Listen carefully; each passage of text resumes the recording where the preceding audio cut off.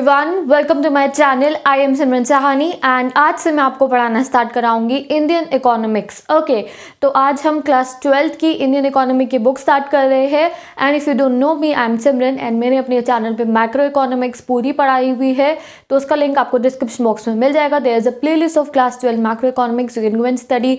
There is political science, there is history, English, all the subjects of 11th and 12th humanities plus economics and English is there on my channel.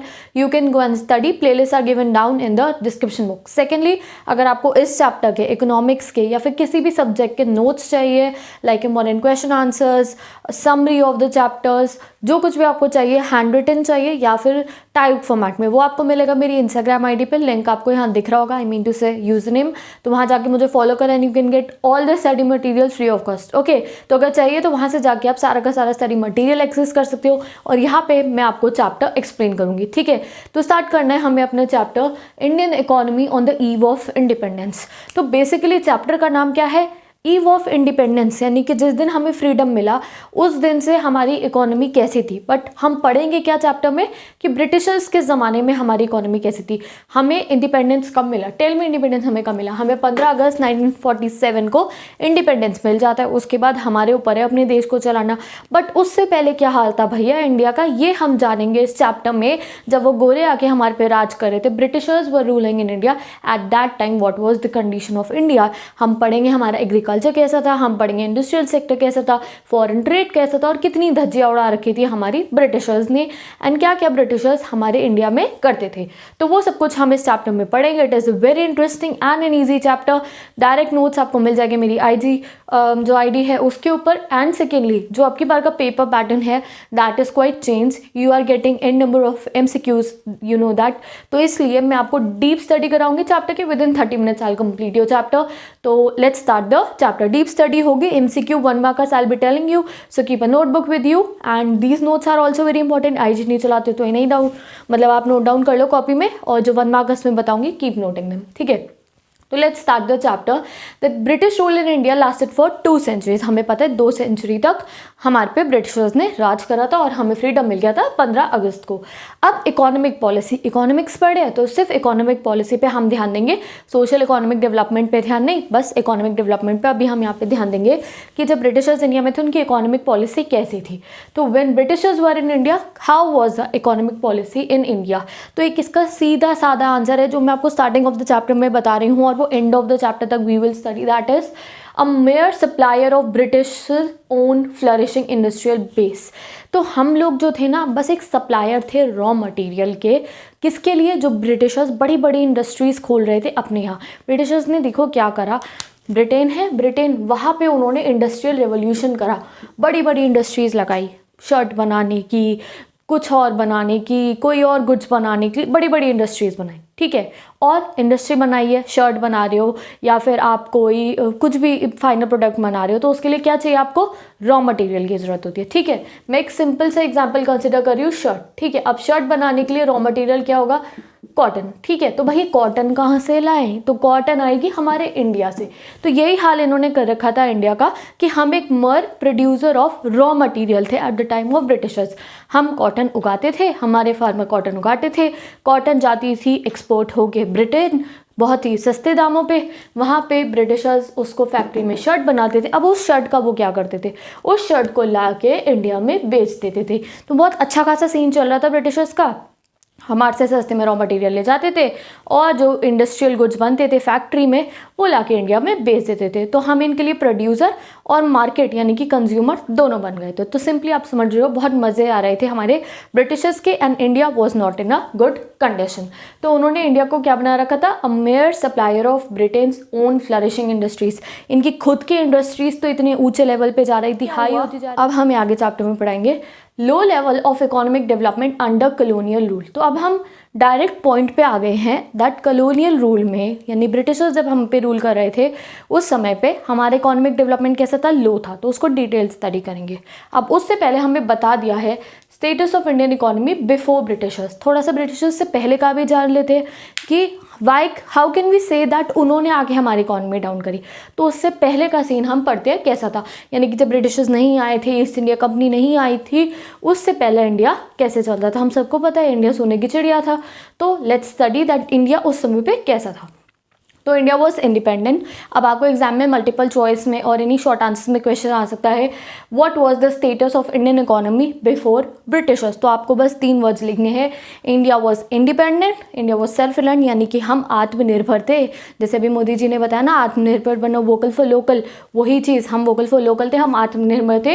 And prosperous economy थी हमारी, हमारे यहाँ से spices हो गए, precious stones हो गए, कपड़ा हो गया, हर चीज़ we were exporting, in fact handicraft. तो इंडिया बहुत प्रॉस्परस इकोनॉमी थी। उसके बाद धीरे धीरे डाउन में चली गई। ठीक है, तो आपको याद रखना है Indian independent, self reliant, prosperous economy. ठीक है, अब हमारी मेन सोर्स ऑफ लाइवलीहुड क्या थी, कब की बात हो रही है, ब्रिटिशर्स के आने से पहले मेन सोर्स ऑफ लाइवलीहुड थी, यानी कि लोगों पैसा किससे कमाते थे, एग्रीकल्चर से। ठीक है, आज के समय पे भी इंडिया सबसे ज़्यादा एग्रीकल्चर ही प्रैक्टिस करती है। ठीक है, तो एग्रीकल्चर मेन लिविंग थी। उसके अलावा कुछ मैन्युफैक्चरिंग इंडस्ट्रीज भी थी, फॉर एग्जाम्पल हैंडीक्राफ्ट इंडस्ट्री, और क्या थी, cotton, silk textile, metal, precious stone. तो ये थी हमारी मैन्युफैक्चरिंग इंडस्ट्रीज बिफोर ब्रिटिशर्स। तो this is also one marker question, कौन कौन सी थी, cotton, silk textile, metal and precious stone. और खाली ये कुछ इंडस्ट्री नहीं थी, no, they were producing very fine quality material, बहुत हैंडमेड होता था, हाथ से बना हुआ, बहुत मेहनत लगती थी, क्राफ्टमैनशिप उसे कहते हैं। तो इसलिए हमारे प्रोडक्ट जो होते थे महंगे होते थे। और जब ब्रिटिशर्स ने अपनी फैक्ट्री से चीप प्रोडक्ट्स ला के बेचे, तो लोग उनके प्रोडक्ट खरीदने लगे rather than the handmade goods, because handmade महंगा, जो फैक्ट्री प्रोडक्ट है वो सस्ता। तो ब्रिटिशर्स के सस्ते प्रोडक्ट बिकने लग गए और हैंडमेड इंडस्ट्री, हैंडीक्राफ्ट इंडस्ट्री बिल्कुल ही डाउनफॉल में चली जाती है। और क्या होता है, हमारा एक बहुत ही छोटा सा बॉक्स बना हुआ है आपके, उसमें आपको मसलिन क्लॉथ के बारे में बता रखा है। एंड इसको डकाई मसलिन भी कहते हैं। डकाई मसलिन मतलब ये बंगाल का जो ढाका, देखो अभी Dhaka is in Bangladesh, but पहले पार्टीशन से पहले इंडिया में ही था, बांग्लादेश के मतलब इंडिया के बंगाल के अंदर था ढाका।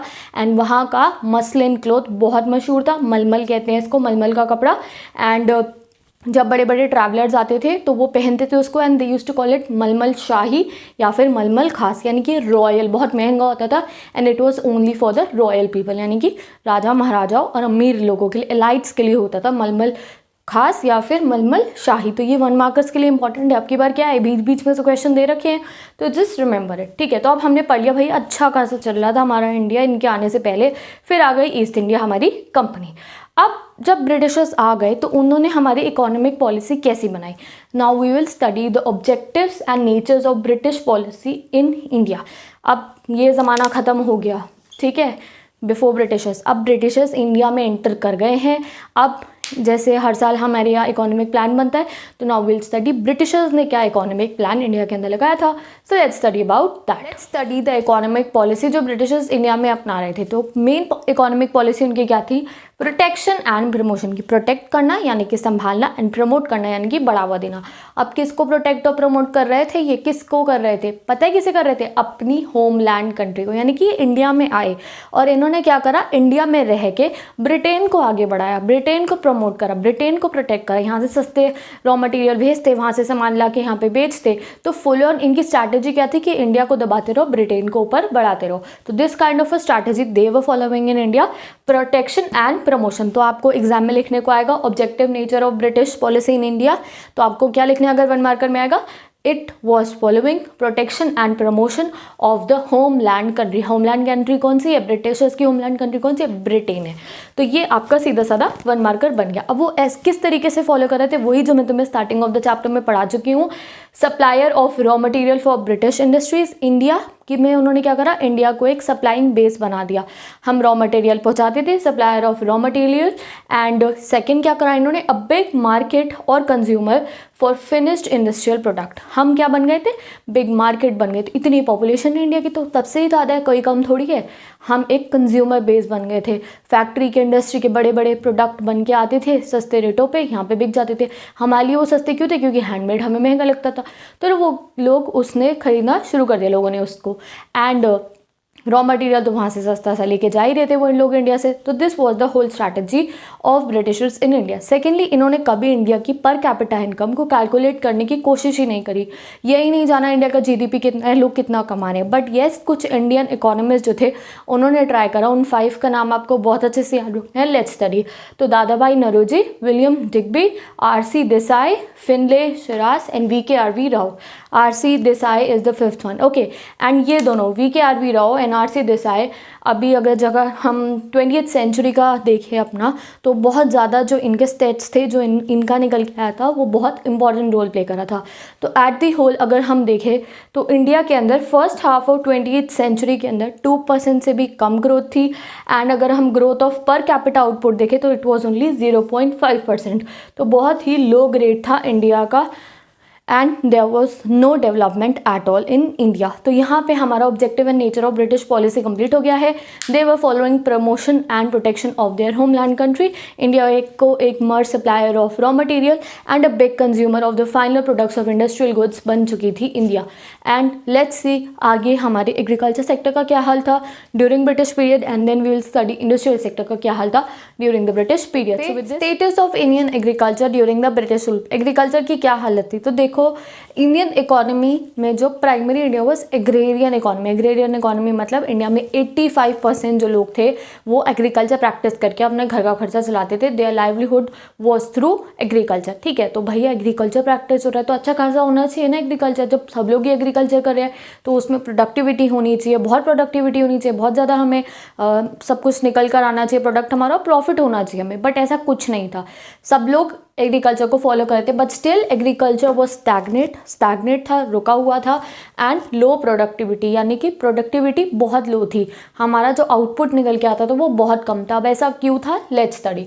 सो there are several reason, 5 reason है। यही डायरेक्ट क्वेश्चन आपको एग्जाम में आएगा and you can write it by forming the sentences. तो first thing is land settlement system. देखो, जैसे ही ब्रिटिशर्स इंडिया में आते हैं ये बंगाल में जाके सबसे पहले लगाते हैं ज़मींदारी सिस्टम। और हम बचपन से इस सिस्टम के बारे में पढ़ रहे हैं। इस सिस्टम में क्या होता है, फार्मर्स है अपनी क्रॉप उगाते हैं, ठीक है, उन्होंने अपनी क्रॉप उगा ली, काटी, बेच दी।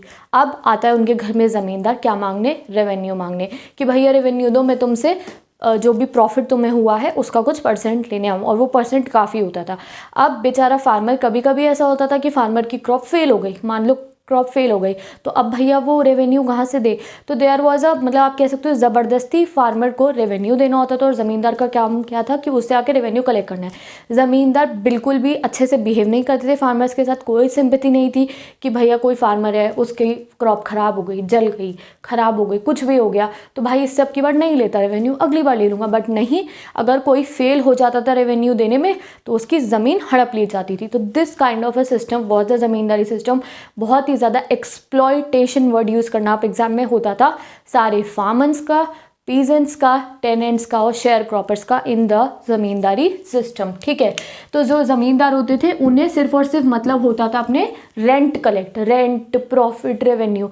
उनका मतलब क्या था, भैया पैसे दे दो, उन्हें कोई ये फ़र्क नहीं पड़ता। कई बार फेमाइन आई, एक बार प्लेग डिजीज़ आई, एक बार ड्रॉट पड़ी, एक बार इरिगेशन मतलब बारिश नहीं हुई तो क्रॉप फेल हो गई, क्रॉप फेल, फसल ख़राब हो गई, बट उनको कोई फ़र्क नहीं, उन्हें बस अपना रेंट चाहिए होता था। तो बहुत ही मिजरी और टेंशन भरी लाइफ थी हमारे फार्मर्स की ज़मींदारी सिस्टम के टाइम पे। तो इसलिए एग्रीकल्चर लो प्रोडक्टिविटी रहती थी। Second reason was revenue settlement system. Revenue settlement system, यही ज़मींदारी सिस्टम है। रेवेन्यू सेटलमेंट सिस्टम क्या होता था, डेट फिक्स थी, भैया इस दिन ज़मींदार पैसे लेने आ जाएगा, एज आई टोल्ड यू। और अगर बाई चांस किसी रीज़न से फेल हो जाए या फिर फार्मर वही सेम चीज़, फार्मर बेचारा ना दे पाए रेवेन्यू, तो जो उसका लैंड होता था, जो भी राइट्स उसके पास होते थे वो उससे छीन लिए जाते थे। मेनली जो हमारा ज़मींदार होता था वो उनकी लैंड ही रख लेता था, उनके लैंड अपने कब्जे में ले लेता था अगर वो रेवेन्यू पे नहीं कर पाते थे। आगे चल के इतने मूवमेंट्स हुए, खेड़ा गुजरात में हुआ, पीजन मूवमेंट्स हुआ देयर, सो दैट जो पीजन्स थे उन्होंने क्या कहा कि रेवेन्यू को कम करो एंड अगर हम रेवेन्यू देने में फेल हो जाए तो हमारी ज़मीनें ना हड़पी जाए। तो ये zamindari system and land revenue settlement ने इंडिया के एग्रीकल्चर को बिल्कुल खोखला कर दिया था। थर्ड चीज़ वॉज प्रिमिटिव प्रोडक्शन टेक्निक, यानी कि देखो ब्रिटिशर्स एडवांस लोग हैं बट इन्होंने इंडिया में ऐसा कुछ नहीं करा। लो लेवल ऑफ प्रोडक्टिविटी थी, यानी कि कोई टेक्नोलॉजिकल टूल्स नहीं थे, इरिगेशन बिल्कुल बेकार, कोई कैनाल इतने अच्छे नहीं बनवाए, कोई ट्यूबवेल नहीं, कोई ऐसी प्रॉपर टेक्निक नहीं बनाई कि इरिगेशन हो, बारिश आ रही है तो फसल उगेगी, नहीं उगेगी, नहीं आई बारिश तो नहीं उगेगी। फर्टिलाइज़र का तो नामो निशान ही नहीं था। बाद में ग्रीन रेवोल्यूशन के टाइम पे we got HYV seeds and all that, वो सब हमने खुद करा। तो ये लोग हमारे लिए कुछ नहीं कर रहे थे, therefore there was the low productivity. Fourth was commercialisation of agriculture. Commercialisation of agriculture मतलब क्या हुआ, ऐसी क्रॉप्स उगाई जाने लगी जो मार्केट में सेल हो रादर देन कंजम्पशन। इंडिया का एग्रीकल्चर पहले पता है कैसे होता था, चावल उगाए, फैमिली वालों ने खा लिए, थोड़ा सा बाजार में बेच दिया। बट अब इन्होंने कमर्शियल कर दिया। क्या उगाए जाने लगा, cotton, jute, coffee, cash crop उगाए जाने लगी, जिसको बेच के आगे पैसे, इंडिगो उगाए इन्होंने, जिसको बेच के आगे पैसा कमाया जा रहा था। अब इसमें तुम कहोगे अच्छी बात है, बट नहीं, ये कमर्शियलाइजेशन ऑफ एग्रीकल्चर का फ़ायदा सिर्फ बड़े बड़े फार्मर्स को हुआ। जो टेनेंट्स थे, जो किराए पे काम करते थे, द शेयर क्रॉपर्स और दो स्मॉल पीजेंट्स थे, उनको बहुत difficulty I because of this commercialisation of agriculture. Next आते हैं लैक ऑफ इन्वेस्टमेंट। देखो, अगर आपको किसी भी बिजनेस को, any business if you want to increase, then you have to keep invest in उसकी टेक्नोलॉजी में, उसके रिसोर्सेज में और इंसेंटिव। कई बार एक क्रॉप फेल हो गई तो कोई बात नहीं भैया, माफ़ कर दो रेवेन्यू, लोन दो जिससे वो अच्छी सीड्स खरीद सके, तो कोई इंसेंटिव नहीं मिलता था। अभी देखा आपने फार्मर्स को इंसेंटिव मिलते हैं so that they could grow the production. तो कोई भी हेल्प नहीं मिलती थी फ्रॉम द ब्रिटिशर्स। एक तलवार लटक रही होती थी सर पे किसकी, रेवेन्यू पे करने की, कि भैया ज़मींदार आ जाएगा पैसे मांगने। So this was whole fault of our agriculture system during the British rule. तो आपको याद रखना है, land settlement system, that is zamindari system, revenue settlement system, primitive production technique, यानी कि क्या थी, इरिगेशन नहीं थी, commercialisation of agriculture and lack of investment. एक चीज़ आपको याद रखनी है, कैश क्रॉप। तो 2 example of cash crop is cotton and jute, जो बिकती थी, बाद में इन्होंने इंडिगो उगवाई, वो भी एक कैश क्रॉप थी। ठीक है, तो विद दिस हमारा नेक्स्ट टॉपिक भी कंप्लीट हो गया। अब हम पढ़ेंगे स्टेट ऑफ इंडस्ट्रियल सेक्टर, कि इंडस्ट्रियल सेक्टर का क्या हाल था। एग्रीकल्चर पढ़ लिया, अब इंडस्ट्रियल सेक्टर देखते हैं। तो India could not develop sound industrial base. हम कभी भी ब्रिटिशर्स के टाइम पे इंडस्ट्रियल बेस को अच्छा नहीं बना पाए। क्यों नहीं बना पाए, लेट्स स्टडी। इन्होंने सबसे पहले करा systematic deindustrialisation policy. Systematic deindustrialisation मतलब कि reducing India to mere exporter of raw material and big market of final goods. वही पॉइंट हमारा रिपीट हो रहा है। इन्होंने कभी इंडिया के अंदर कोई इंडस्ट्री नहीं लगाई। हमारे से रॉ मटेरियल ले जाते थे, वहाँ पे बनाते थे और यहाँ के बेचते थे। तो भैया इंडिया में इंडस्ट्री क्यों नहीं लगाई। इंडिया में इंडस्ट्री लगाते, रॉ मटेरियल इंडिया में से इंडस्ट्री बनती, इंडस्ट्री में से शर्ट बनती और हमारी मार्केट में बिक जाती। नहीं, तो प्रॉफिट तब इंडिया को होता। इन्होंने इंडिया में कोई इंडस्ट्रीज़ ही नहीं लगाई एंड सारा का सारा प्रॉफिट ब्रिटेन को जाता रहा। नेक्स्ट चीज़ वॉज डिस्ट्रक्शन ऑफ हैंडीक्राफ्ट। एक इंडिया की बहुत अच्छी इंडस्ट्री हमारी handicraft, as I told you, baskets की, प्रेशर स्टोन्स की, सिल्क एंड साड़ीज़ बनती थी, कॉटन वीविंग होती थी। तो ये सब जो कुछ भी हमारी इंडस्ट्रीज़ थी, इन्होंने डिस्क्रिमिनेटरी तारीफ, एक्सपोर्ट होती थी, स्पाइसेस एक्सपोर्ट होती थी, तो एक्सपोर्ट होती थी तो उस पर टैक्स लगता है, ड्यूटी लगती है। तो इन्होंने तारीफ कहते हैं उसको इतना बढ़ा दिया, यानी कि टैक्सेस इतने ज़्यादा लगा दिए कि हैंडीक्राफ्ट इंडस्ट्री ही बंद हो गई। एंड हैंडीक्राफ्ट इंडस्ट्री के बंद होने से एक तो अनएम्प्लॉयमेंट हुआ, ठीक है, लोगों की जॉब चली गई, जो कुछ भी हैंडीक्राफ्ट इंडस्ट्री में काम कर रहा था उसका काम बंद हो गया। सेकेंडली, जो कुछ भी प्रोडक्ट ये लोग बना रहे थे वो ख़त्म हो गए, तो demand for cheap Britain goods भी बढ़ गया। मतलब इनके दो प्रॉफिट हुए, एक तो अनएम्प्लॉयमेंट हो गई हमारे इंडिया के अंदर, सेकंड क्या हुआ, हमारे इन जो कुछ भी चीप गुड्स थे इन लोगों के, उसकी डिमांड बढ़ गई। पहले लोग खादी के कपड़े पहन लेते थे चाहे थोड़े ज़्यादा पैसे देके, बट जब हैंडीक्राफ्ट इंडस्ट्री बंद हो गई तो ऑब्वियसली उन्हें चीप क्लोथ जाके जो फैक्ट्री से बन के आया ब्रिटेन की, वो जाके खरीदने पड़ेंगे। Next thing was slow growth rate थी इंडिया में। There were various industries, like हमें बताया है गुजरात में एंड महाराष्ट्र में कॉटन इंडस्ट्रीज़ थी जिनको ओन करते थे इंडियंस, एंड बंगाल के अंदर जूट इंडस्ट्रीज़ थी जिनको ओन करता था ब्रिटिशर्स। और हमारी मॉडर्न इंडस्ट्री में थोड़ा बहुत डेवलपमेंट आना शुरू हुआ टिस्को से 1907 में। उसके बाद cement, paper and sugar industries बनी वर्ल्ड वॉर 2 के टाइम पे, बट ये भी बहुत लो लेवल पे थी। इनको मॉडर्नाइज कब हुई, जब ये लोग हमें छोड़ के चले गए, जब हमारे 5 ईयर प्लान्स बनने शुरू हुए। तो कोई भी इंडस्ट्री जो थी हमारी उसको ग्रोथ नहीं मिली during the British rule. Next thing was goods. Capital goods में आप मेनली मशीनरी ले सकते हो। कोई बड़ी इंडस्ट्री है उसमें कितनी बड़ी बड़ी मशीनरी की ज़रूरत होगी, तो मशीनरी ही नहीं थी इंडिया के पास, कैपिटल गुड्स बहुत ज़्यादा लो थे। Next thing is limited public sector. Public sector मतलब गवर्नमेंट। गवर्नमेंट के अंदर में बहुत कम इंडस्ट्रीज़ आती थी, गवर्नमेंट को अलाउड ही नहीं था इधर उधर जाना। There were very limited industries under the government sector, just like railway थी, पावर जनरेशन एंड कम्युनिकेशन, बस ये था हमारे गवर्नमेंट के पास। Last thing is inadequate industrial growth नहीं थी। तो ये बस आपको पॉइंट्स एक्सटेंड करके रखने हैं। इनएडिक्वेट इंडस्ट्रियल गुड्स, ये आपको याद रखना है कि लिमिटेड पब्लिक सेक्टर में इंडिया का जो गवर्नमेंट था उसको क्या क्या अलाउड था। It was allowed to do railway, power generation यानी कि इलेक्ट्रिसिटी, कम्युनिकेशन वो भी, पोर्ट यानी कि जो एक्सपोर्ट इम्पोर्ट होता है ना पोर्ट के ऊपर, and departmental undertakings. There were certain departmental undertakings. तो विद दिस हमारा इंडस्ट्रियल सेक्टर भी कंप्लीट हो गया। हमने पढ़ा डी इंडस्ट्रियलाइजेशन करा, मतलब इंडिया में कोई इंडस्ट्री नहीं लगाई। डिस्ट्रक्शन ऑफ हैंडीक्राफ्ट खत्म कर दिया तारीफ लगा के। स्लो ग्रोथ रेट, इंडिया की इंडस्ट्री जो थी उनको बढ़ावा नहीं दिया। Lack of capital goods, machinery नहीं है। लिमिटेड पब्लिक सेक्टर खाली इन जगहों पे था। एंड इनएडिक्वेट इंडस्ट्रियल ग्रोथ बहुत ही इनएडिक्वेट थी। तो ये पॉइंट बढ़ाया गया है। सो विद दिस हमारा half of the chapter is completed. अब आगे का चैप्टर हम कंटिन्यू करते हैं। Okay, so let's continue the chapter. अब आगे हम स्टेट ऑफ फॉरेन ट्रेड। तो देखो इंडिया में बहुत अच्छा खासा फॉरेन ट्रेड होता था। We were exporting spices, precious stones, everything. Okay, but Britishers के आने के बाद इन्होंने हमारा ट्रेड का बिल्कुल तरीका बदल दिया। जो हमारे पार्टनर्स थे जिनके साथ हम ट्रेड करते थे उनके साथ हमें ट्रेड करने से रोक दिया, डिफरेंट चैनल्स बना दिया, दे चेंज एवरीथिंग। एंड ये क्वेश्चन एग्जाम के लिए इंपॉर्टेंट है। तो first they did the change in composition of trade. Composition of trade इन्होंने चेंज कर दिया। क्या था, पहले हम एक्सपोर्ट करते थे सब कुछ, इवन फिनिश गुड एक्सपोर्ट करते थे, कपड़ा, मलमल का कपड़ा एक्सपोर्ट करते थे, डायमंड्स, प्रेशियस स्टोन्स, माला बना के, हैंडीक्राफ्ट, सब कुछ एक्सपोर्ट करते थे हम। सिल्क के कपड़े, साड़ियाँ, या फिर you can say that ivory, everything we were exporting, ivory made materials. But अब इन्होंने हमें बस रॉ मटेरियल का एक्सपोर्टर बना दिया था। लाइक यहाँ से हमारे इंडिया में से सिल्क, कॉटन, वूल, शुगर, इंडिगो सब कुछ जाता था ब्रिटिश की इंडस्ट्रीज़ में। और क्या होता था, वहाँ पे जाके फाइनल गुड बनता था और कॉटन, सिल्क, वूलन के क्लोथ्स बन गए। तो we were exporter and importer both. Export क्या करते थे, रॉ मटेरियल, और इम्पोर्ट मतलब मंगवाते क्या थे इंडिया के अंदर, मंगवाते थे हम फाइनल गुड्स, यानी कि वूल के कपड़े बन के आएंगे, कॉटन के क्लोथ्स बन के आएंगे, सब कुछ बन के कहाँ से आएगा, ब्रिटेन से आएगा।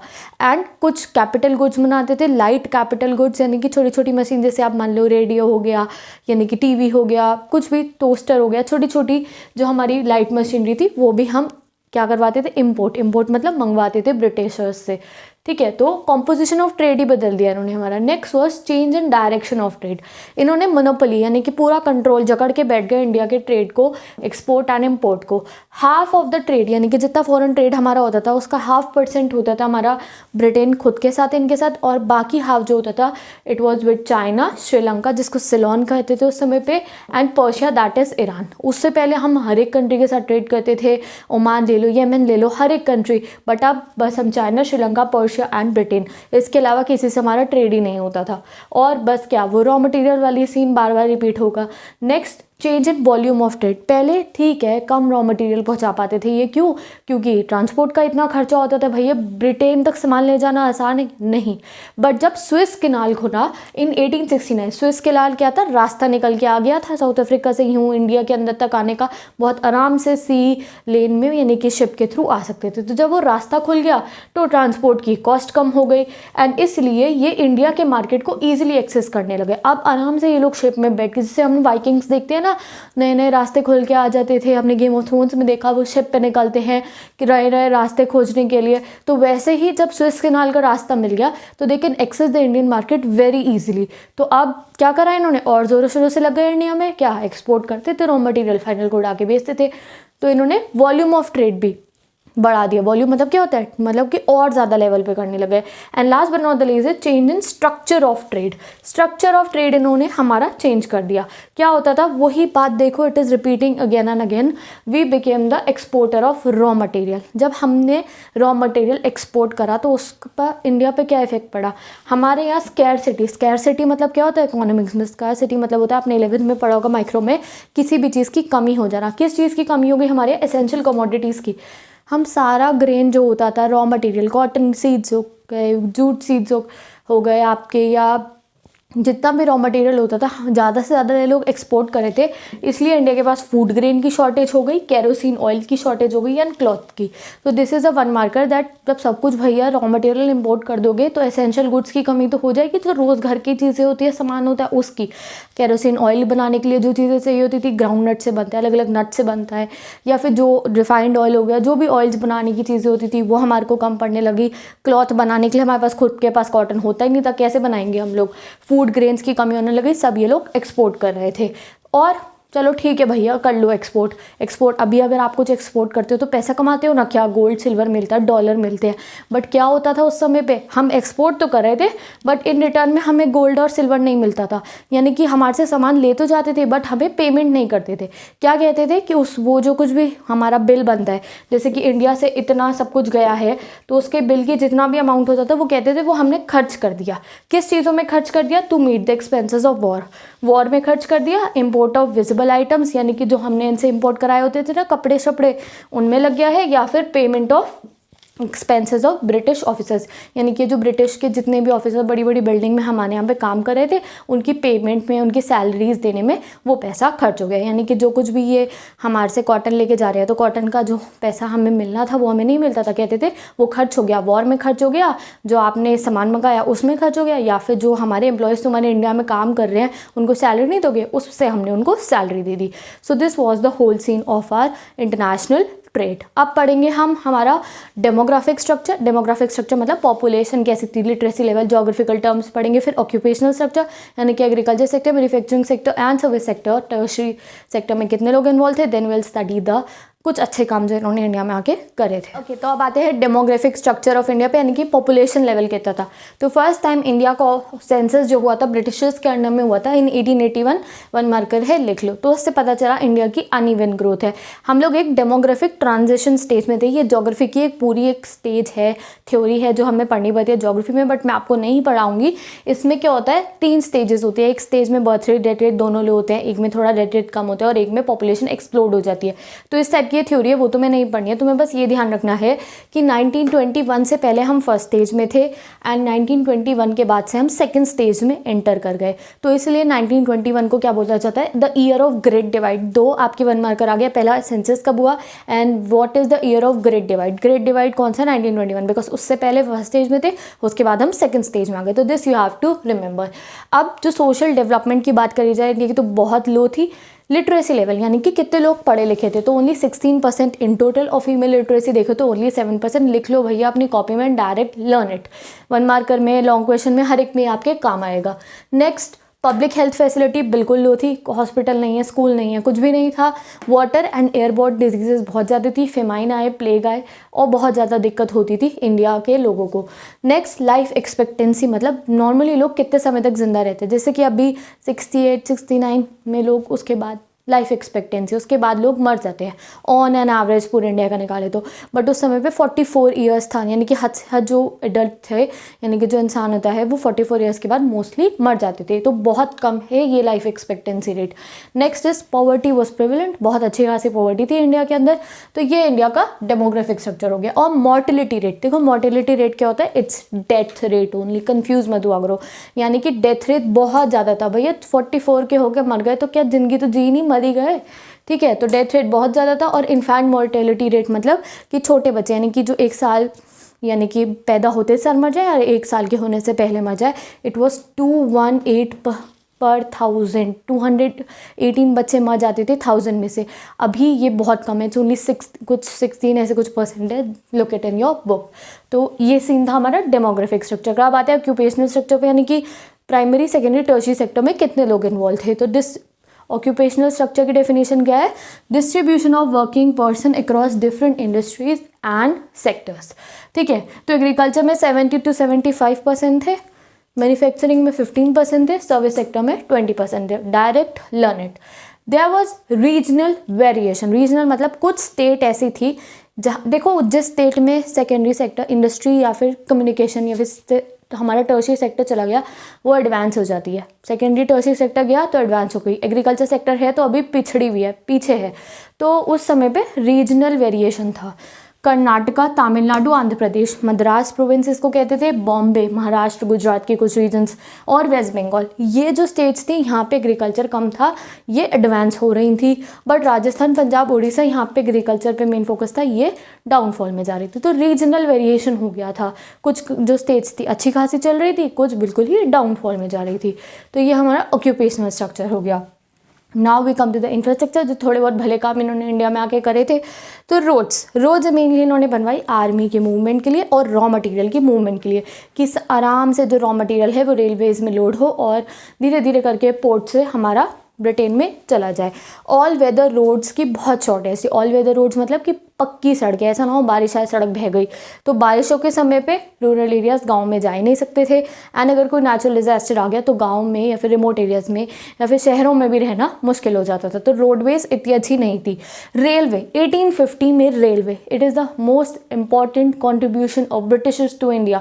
वन मार्कर क्या है मोस्ट इंपॉर्टेंट कॉन्ट्रीब्यूशन, ये रेलवे, ट्रेन दे दी इन्होंने हमारे को, ठीक है। तो उससे क्या दो फायदे हुए रेलवे के, लॉन्ग डिस्टेंस ट्रैवल कर पाए हम लोग और एग्रीकल्चर कमर्शियलाइज हो गया, यानी कि क्रॉप्स, प्लांटेशन एग्रीकल्चर स्टार्ट हो गया था हमारे यहाँ पे। तो ट्रेन में जो बीन्स वगैरह होते थे, जो कुछ भी लीव्स हो गई, वो सब ये लोग आराम से इधर से उधर हम लोग कर पाते थे। जो कुछ भी कमर्शियल क्रॉप्स होती थी, इंडिगो, जूट, सिल्क, एवरीथिंग जो कुछ भी होता था, तो ये रेलवेज़ की वजह से इधर से उधर आराम से मोबिलाइज हो पाए। नेक्स्ट थिंग इज़, तो ये आपको इंपॉर्टेंट लर्न रखना है, रेलवे से क्या हुआ, लॉन्ग डिस्टेंस ट्रैवल हुआ और जो एग्रीकल्चर था वो कमर्शलाइज हो गया। नेक्स्ट थिंग इज़ वाटरवेज, इन्होंने इनलैंड एंड सी लेन्स बनाई, यानी कि रिवर्स के अंदर से कैनाल बनाया, सी लेन्स बनाई, बट उसका इतना फ़ायदा नहीं हुआ, बहुत एक्सपेंसिव था ये, रेलवे से इसका कंपैरिजन नहीं करा। रेलवे सस्ती होती थी तो लोग वाटरवेज नहीं लेते थे। लाइक कोस्ट कैनाल बना था उड़ीसा में and it can not competed with the railway because महंगा था, इसलिए ये इतना डेवलप नहीं हुआ। Next is post and telegraph, this was also good thing हम कह सकते हैं, बट इनएडिक्वेट था, यानी कि अभी भी आपने देखा है चिट्ठी लिखो 10 दिन बाद पहुंचेगी, ठीक है। तो यही उस ज़माने में तो 20 दिन बाद, 1 महीने बाद बंदा घर आ गया, फिर चिट्ठी आ रही है। तो this kind of a scene was there, तो इसलिए इनएडिक्वेट थी। बट इन्होंने एक और हमारे लिए ये निकाला था, इलेक्ट्रिक टेलीग्राफ, ये निकाला था किस लिए, लॉ एंड ऑर्डर को मेंटेन करने के लिए। तो this you have to remember. Last but not the least, इन्होंने कुछ मॉडर्न एजुकेशन सिस्टम्स लगाए, यानी कि इंग्लिश इंट्रोड्यूस करी और कुछ कॉलेजेस बनवाए बड़े बड़े, एंड मॉडर्न बैंक्स बनाए। आपने कई बैंक में जाते होगे, कहते हैं ना ब्रिटिशर्स के ज़माने की बिल्डिंग है, they made the bank so that लोगों के अकाउंट्स खुले, वो डिपॉजिट कराए। तो ये कुछ भले काम इन्होंने इंडिया में आके करे थे। So with this we are ending today's chapter. ये चैप्टर फुल एंड कंप्लीट हो गया। आई होप तुम्हें बहुत आसानी से ये चैप्टर समझ में आ गया होगा। And now I am ending today's video. Notes तुम इंस्टा यूज़ नहीं करते हो तो इन्हीं को नोट डाउन कर दो, otherwise go and take everything is there on insta, multiple choice, 1 markers, long answers, numericals, everything is there, not only of economics, English, political, eco, history, geography, sociology, psychology, and even your optional physical, legal, everything is there. Go and take it from my Instagram ID. Thank you so much for watching this video. Don't forget to share this video with all your classmates. Share करो भाई जल्दी से, ठीक है। और description box में playlist given है macro की, वो पढ़ लो, बाकी सब्जेक्ट्स की गिवन है वो पढ़ने हैं तो वो पढ़ लो, इंग्लिश पढ़ लो। And there is a video playlist study tips by Simran Sahni, वो भी आप जाके देख सकते हो if you want to. So thank you so much for watching this video. Once again, bye bye, take care, and best of luck for your board exams.